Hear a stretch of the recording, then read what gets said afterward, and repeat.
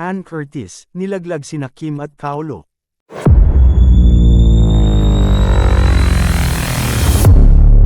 Nagbigay ng reaksyon si Ann Curtis sa bagong post ni Kim Chiu na naglalaman ng isang nakakaakit na caption.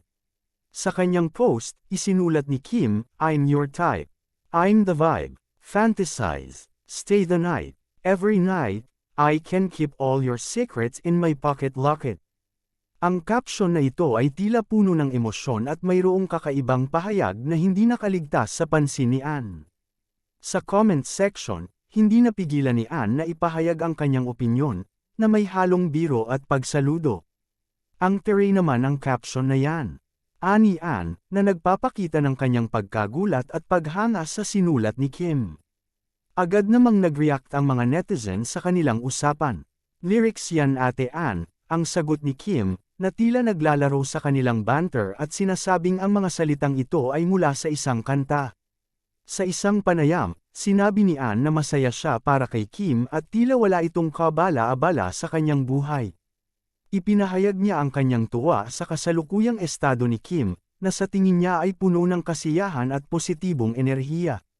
Ang kanilang pagkakaibigan ay talagang bumubuhay sa mga ganitong pagkakataon, na nagpapakita ng kanilang suporta sa isa't isa sa mga personal na tagumpay. Minsan, ang mga ganitong simpleng interaksyon sa social media ay nagiging pagkakataon para ipakita ang mga relasyon sa showbiz. Sa kabila ng mga pagsubok na dinaranas ng bawat isa, ang pagkakaroon ng mga kaibigan na nagbibigay suporta at nakakaintindi ay isang mahalagang aspeto ng kanilang buhay. Si Ann at Kim ay kilala hindi lamang dahil sa kanilang talento kundi dahil din sa kanilang magandang samahan bilang magkaibigan. Dagdag pa ni Ann, "Masaya ako sa kung nasaan ka ngayon, Kim. Ang saya-saya mo." Ipinahayag nito ang kanyang pagnanais na patuloy na makita ang kanyang kaibigan na umuunlad at nagiging masaya. Ipinakita ni Kim ang kanyang magandang disposisyon, na tiyak na nagbigay ng inspirasyon sa kanyang mga tagahanga at sa mga tao sa paligid niya. Ang mga banter na ito sa social media ay hindi lamang basta kasiyahan, nagsisilbing simbolo ito ng kanilang matatag na pagkakaibigan.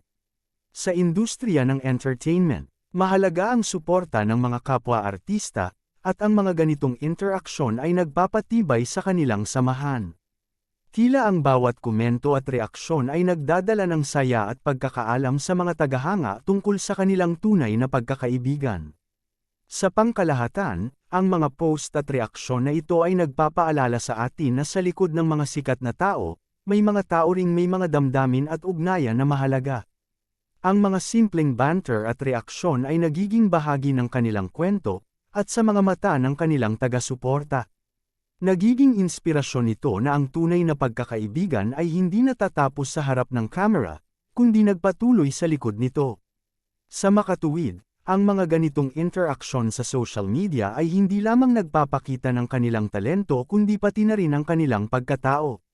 Si Ann at Kim ay patunay na sa kabila ng pagiging sikat, may mga pagkakataon pa ring makaranas ng simpleng saya at pagpapahalaga sa isa't isa. Ang kanilang relasyon bilang magkaibigan ay isang magandang halimbawa kung paano dapat natin pahalagahan ang ating mga kaibigan sa anumang larangan ng buhay.